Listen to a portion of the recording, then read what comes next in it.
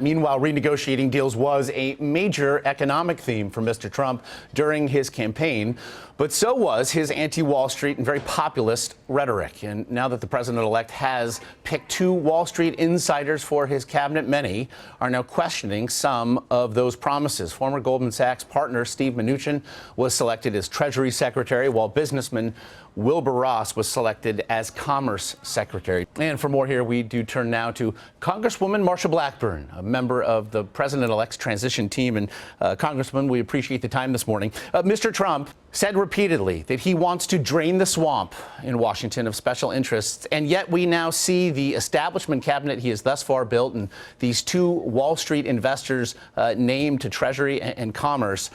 This seems to be exactly the sort of cabinet that he had run against. How to square, then, what we've seen with his campaign? Absolutely, and it's the right question to be asking, because it gives the opportunity to talk about how Wilbur Ross and Steve Mnuchin have been kind of the outsider working on the inside. And that's what people want to see. Both are very entrepreneurial in their approach. They are problem solvers in their approach. They're individuals of action. And one of the most important things, you know, it's easy to say, well, they were an investment banker, or they did this, or they did that. But what you have to do with each of them individually is to look at the totality of that experience that they bring to the table and know that it's not singular in focus. And there is not just one thing that makes up their resume. There is this diverse ability that they have shown to make it through different economic cycles, to push forward, to innovate. And that's what you're going to see from the Trump administration. You're going to see the opportunity to come in ahead of schedule and under budget. You're going to see the opportunity to do more with less, and that's what the American people voted for and what they want. But it wasn't this exactly what Donald Trump ran against? This seems to be a signal that policies friendly to Wall Street will be a central focus of his economic agenda. I would disagree with you on that. Donald Trump did not run against success. And Donald Trump did run on a platform of making America great again and bringing the best minds to bear in how to get our nation's government back on the right track. Government has got to be reduced in its size, in its scope, and its cost. It costs the taxpayers far too much. We're going to hit over 20 trillion or hit the 20 trillion in debt mark. And that is something that weighs on the American people. If you're a baby born today, you've got over $55,000 worth of debt heaped on your head. People are saying, you got to stop this. They are tired of a stagnant wage level. They are tired of low economic growth. And we know Donald Trump doesn't like low energy. He likes high energy. And that's what you're going to see from the creative and the innovative minds that he is bringing to bear on how to solve the problems of a bloated government that is so big it can't handle the request of the people. And we are a government of, by, and for the people. One government problem Mr. Trump did point out as well, the Affordable Care Act. I know you have never been a fan of it, but yes. I do want to refer you to a new poll from the Kaiser Family Foundation just out. It shows that, in fact, just 26% of Americans, 1 in 4, actually want Obamacare fully repealed, while a full 30%, in fact, want to see the law expanded. Another 19% want to see the law kept as it is. And in his first interview here with CBS on 60 Minutes, in fact, Mr. Trump, after the election, did say that there were certain parts of it he would like to keep. How do opinions, then, such as these influence what we'll see from the administration?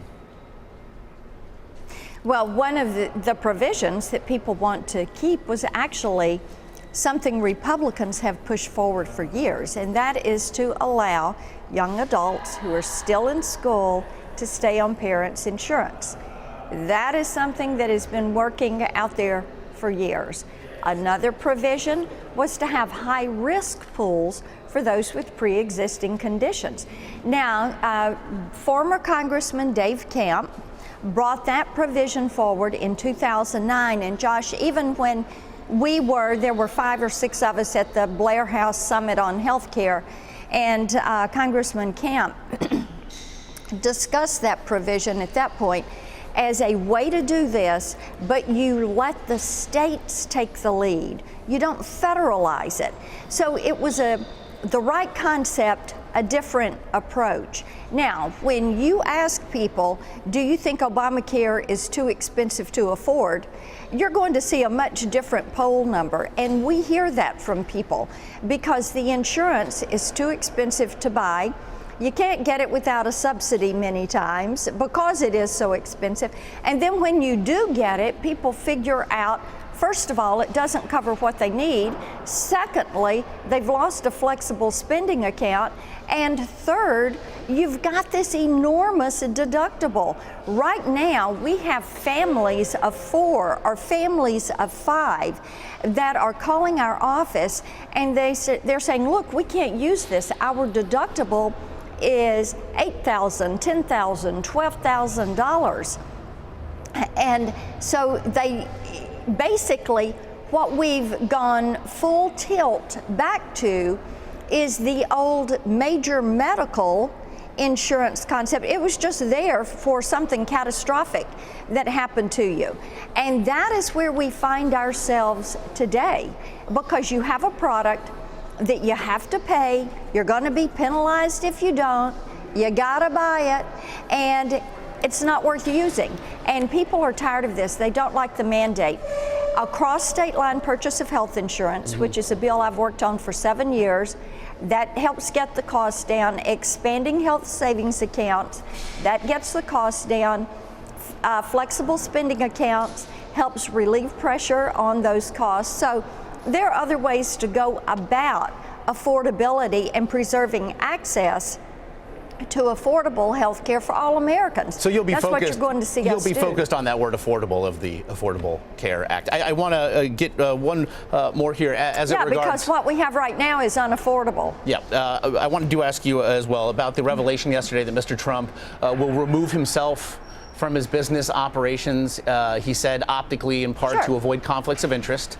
Skeptics have argued, though, that there may still be entanglements, especially overseas. We have still not seen the president-elect's tax returns, so we do not know his personal holdings and what loans may be in place here. And presidential ethicists say that perhaps even a blind trust, considering the very public nature of his company, might not be enough. How to square, then, what we've heard thus far with what so many are calling for? Mr. Trump made a very complete and thorough and total filing with the Federal Election Commission on his financial status. And that is going to give you a more holistic picture of someone's wealth and holdings than an annual tax return. He has said that, and his attorneys, their corporate attorneys, are working to separate him from the business. I think that what we are all well served to do is not speculate on what we think for this or that or the other. Give them the opportunity to come forward on December the 15th and say, this is the plan. Weigh in after that point. He has said he would like to give it to his adult children. Is that enough of a separation for you? I want to see what their plan is, and I trust that the wonderful team around him, the good legal team, smart minds, are going to be able to say and work through this process with all of the different entities that are involved with how a president structures and handles himself and his holdings when he moves into the office of the presidency of the United States. Well, again, he has promised further revelations in 2 weeks' time. Congresswoman Marsha Blackburn, very much appreciate the time this morning. I'm delighted to be with you. Thank you, Josh.